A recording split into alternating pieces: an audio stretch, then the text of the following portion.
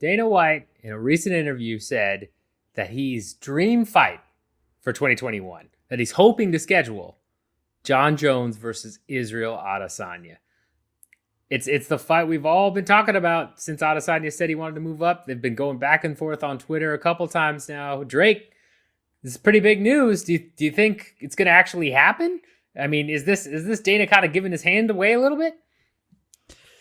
I mean, how could he not want it? I feel like he'd be lying if he said, nah, we're going to not do that. And I mean, I feel like at first he was kind of definitely non-committal to the idea. He's like, yeah, those guys, they just are talking, yada, yada. You know, he didn't say anything as significant, I guess, as this. Whether it happens or not, though, man, I don't know. Obviously, I think it really depends on if Adesanya goes up and wins the title. That's obviously the biggest step towards that, you know, into that right direction and everything. But then, you know, as we've talked about before, too, it's like it would feel so weird, you know, to imagine this fight happening where Adesanya is the light heavyweight champion, not Jones. Jones has no title, and he's the challenger, right? Because that's right now, that would be the case, ideally. And that seems like the only path to get there now, because if Adesanya loses, that pretty much completely kills it. Dead in the water. If he loses to Jan Blachowicz, then everyone's like, well, okay, Jones will beat him no matter what. He's coming off a loss. Like, it just doesn't really make sense anymore to do that other than, you know, just to put on this grudge match, which would probably still sell well, right? It would still be good for business to make that fight, even if he loses, but like, it won't do nearly as well as if he wins, becomes a two-division champion, can continue this claim, you know, as an undefeated fighter that he would, especially if he could like finish Blachowicz. I mean, it just makes it all that much bigger, like to stake his claim that, you know, Jones is nothing for him and like he's this special guy, which he's proven to be for the most part so far, especially as a striker. So I don't know. And if Jones really is going to go to heavyweight this time, which I still don't believe it until I see it, man, because he's talked about this for nearly a decade now, until he's actually booked for a heavyweight fight, I'm not going to believe that he's going to heavyweights. So we will see. I think for the most part, it really depends on what happens in this expected light heavyweight title fight coming up next. Yeah, I mean, this is a bit of an odd situation in terms of Jones talking about moving up at heavyweight. He's posting a bunch of pictures of him bulking up. He said he looks good. He feels good. He's ready to take on heavyweight and go after either Ngannou or Stipe, depending on how they're going to work that out, or someone else. Who knows? But he's finally, seemingly more so than before, convinced me anyway that he's actually making the move. But here you have Dana saying, "Oh, I want to, you know, do Jones versus Adesanya in 2021." And Dana also saying that he had the best conversation with Jones maybe he's ever had, right? That was maybe a week ago or less where he mentioned that. So maybe he's not going to heavyweight. Maybe he's bulked up and then he's just going to cut right back down to fight Adesanya. I don't know. It's such a weird situation because now you have Blachowicz with the belt.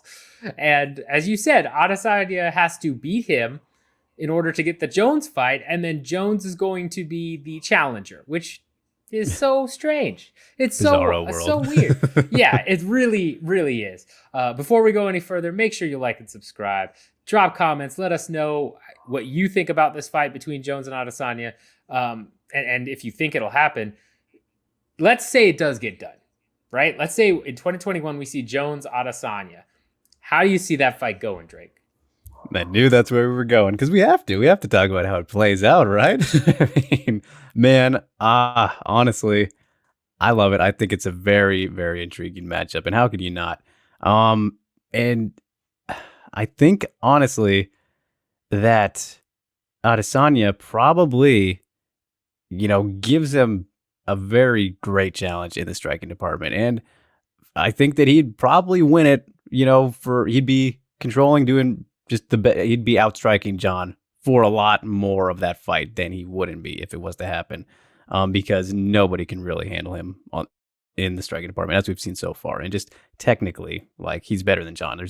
He's better than pretty much everyone, right? So it's not crazy to say this, but of course, as an overall mixed martial artist, there's not many who are as capable, you know, in all areas as Jon Jones is. But the thing is that is very interesting, and we talked about it a lot in our GOAT conversation. Coming at you soon, everybody. Stay tuned for that. Jon Jones, historically, has been a guy who he fights to his opponent's strengths. He wants to beat people where they're best at because, well, he's proven that he can do that. And just that's a great way for him to challenge himself, right? Because he's so well-rounded everywhere. The smart thing for him would be to employ, a grappling-heavy wrestling game plan against Adesanya. Like, that's just goes without saying, right? Because he's better than Adesanya in that area. But if he decides to try and beat Adesanya striking, the fight is not going to go as well for him, right? I mean, it feels pretty cut and dry for me. If he decides to stick to his normal Jon Jones game plans of trying to be better than his opponents at what they're best at against somebody like Adesanya, who's so fucking good of a striker, he's gonna lose. I think he could probably make it pretty competitive because it's Jon Jones. He's got all this crazy, attacks in his arsenal, but he's just not as clean and refined of a striker. I mean, like I was saying, not many are compared to Adesanya. So I think he could definitely put up a fight if he fights that way, but it's not one he's going to win. We haven't seen, Adesanya be matched yet in that area. Will Jon be able to do it? Sure, maybe he will match him in the striking department, but I still think that he won't be able to beat him if it stays predominantly on the feet. Yeah, that's a really, good analysis of how this fight could play out. It's one of those things where I've seen Adesanya been challenged twice, in my opinion, where I've seen some kind of cracks in his striking armor, so to speak. The Gastelum fight, right, where Gastelum was able to just get him, rocked him at one point.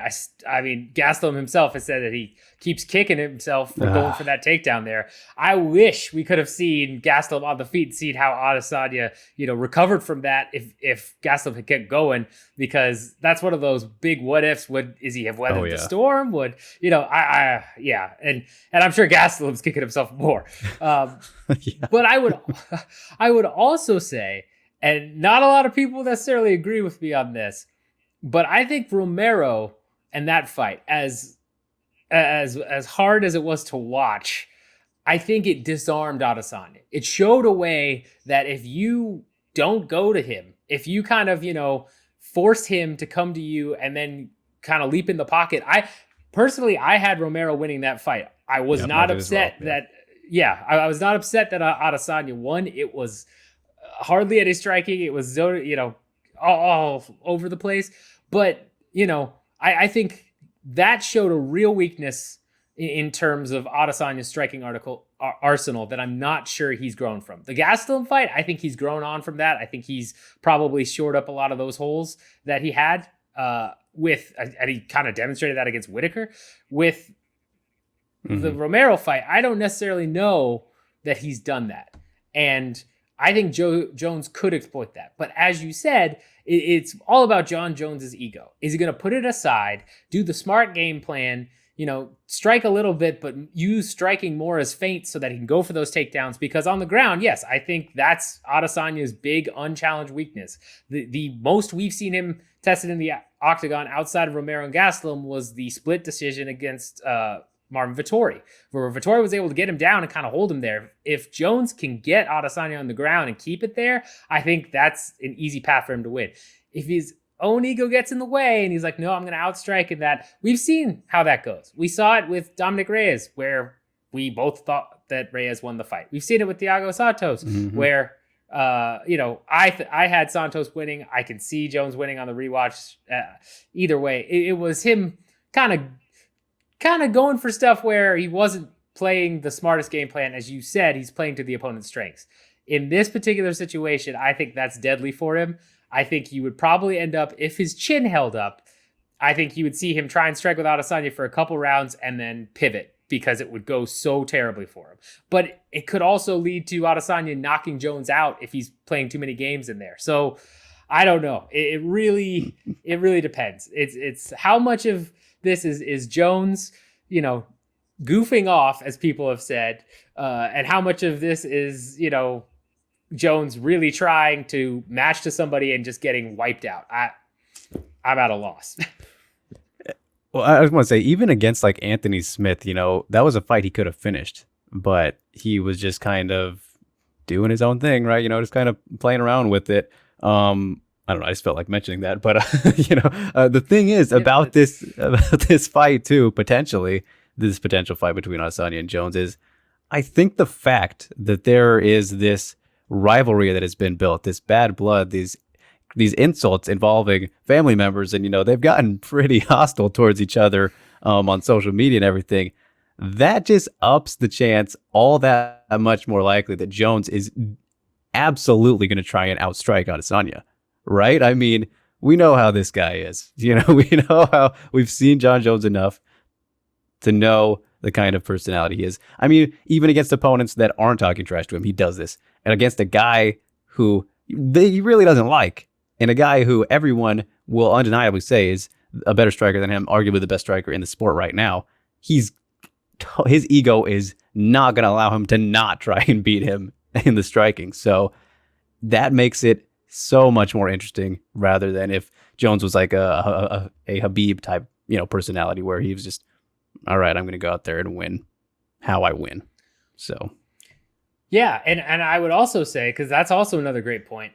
I would say though, that probably the best we've seen Jones is when he's got that bad blood between somebody, right? If you think about, Very true. DC and him, I mean, he put on great performances against DC, both of those times. I mean, obviously the second one was overturned because of the issues, but performance in the cage, alone, compared to what he had done to St. Preux and how that fight had kind of gone, then he turns around and he knocks out DC for the first time in his career. And then you look at the Gustafsson 2 fight, right? They were really starting to get into it, and then he just straight crushed Gustafsson. We haven't seen Gustafsson. That's been Gustafsson's kind of like fall is that second loss to Jones, and then since then he's just really been going downhill. So I think that might actually raise it to a point where Jones says, you know what, okay, I'm going to try and strike with him, but I'm also going to be very serious about this. I'm going to put the hurt on him, because I think when Jones gets in that mindset of actually being pissed off at somebody and actually wanting to shut them up, he takes his game to another level because he takes it more seriously. As you said, with the Smith fight, he could have finished it. He didn't. He just kind of did his own thing. With DC and Gus, he went for the kill both times. I think that's something that could play an X factor in this fight against Adesanya. Yeah, I think that's actually an absolutely a great point you bring that up, because if you look at both Gustafsson fights in particular, the second one, he finished him on the ground, right? Like, if we're going to look at, John beating people in their best areas, Gustafsson on the ground, that's not his best area. He's a striker as well. So he took him down. He fought smart against Gustafsson, and, it obviously played out very well. And then in the first fight, when, Alex was beating him, in those early rounds, he ended up trying to go for takedowns and everything, especially as the fight went on later. So he changed up a little bit because he felt like, oh man, I might actually be losing this time. So he has shown to, let his ego put it aside when he needs to in these rare moments, even though he didn't really show that in the Reyes one, which was interesting, right? I mean, he did go for takedowns late in that one. So I guess he did a little bit, but when he gives opponents a lot more of a chance than they need to, at least in these instances that we've seen. So, I mean, doing that against someone like Adesanya who can, really put him away, that might be a dangerous game to play. But let's say he does drop like the first 3 rounds or the first 2.5 and adjust in that middle point of the third, which we've seen before. Yeah, it's possible, right? So that's a great point. I'm glad you brought that up. Yeah, no, I think, you got to look at all the angles of this one, because this would be such a super fight, right? We've talked about super fights happening, but this one, undefeated Adesanya, technically not undefeated Jones, but that, whatever with that loss, everybody knows. Go listen to Joe Rogan's thoughts on that. Hey, put some respect on Matt Hamill, would you? Yeah, that's true. The only man to beat Jon Jones. Good point. But yeah, I mean, this would be really a super fight. And, I also wonder about Jones, especially in his last couple fights. We've talked about how he's kind of played with the opponents. He's given people more, credit than he probably should, in terms of just having some leeway to do what they want, and giving them that space to really show their game plan.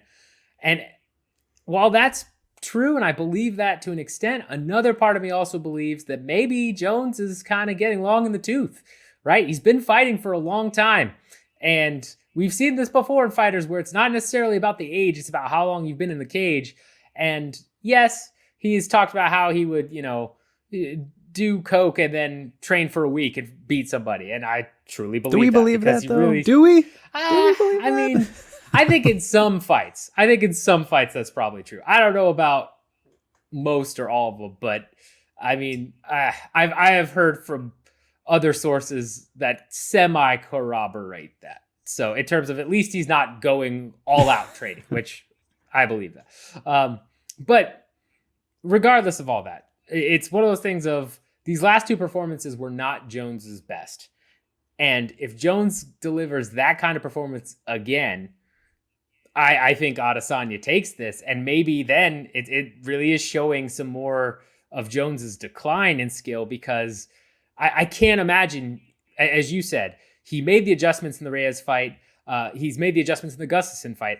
I don't think Jones would allow Adesanya to just play out and strike with him the entire time if he lost those couple rounds. So if, we get into round 3, if this fight happens, and then Jones is going for takedowns, trying to do other things, and he's not winning the rounds like he did against Reyes, where he came back later on, I think that might be more of a decline on Jones, in combination with, again, just how good Adesanya is, right? Because, as you said, his striking, the precision of his striking is ridiculous. So it's hard to say. But, I mean, with that in mind, again, make sure you like and subscribe. Leave us a comment of who you think is going to win if this fight happens. Drake, anything else before we wrap this up? Don't sleep on Blachowicz. How about that? he's the guy. I like who that. Can throw everything off. When That's Dana true. gets thinking ahead, things go awry. Just we've seen it plenty of time before. That's true. That's a very good point. And dare I say, to cap this one off, dare I say, in 2021, very, very bold prediction, buy it or sell it, Drake, Jan Blachowicz beats both Israel Adesanya and Jon Jones. Both of them. Both of them. Honestly, this is probably a hot take. I'll leave it on a hot take, but I think that with all that we just talked about, I might give Blachowicz a slightly better chance to beat Adesanya than Jones. That is blazing hot, right? I'm gonna drop that for y'all. Oh, well, but do I buy it? Now have No. something else. Okay, our viewers now have something to talk about more in the comments, because that is a hot take. Yeah, that's blistering. Blachowicz. Yeah, Blachowicz has a better chance. He just has that power. That's that Polish power, does. man. Hey, man, Hangman's Deuce. Don't go against the Hangman's Deuce, man. Just horrifying. Just say.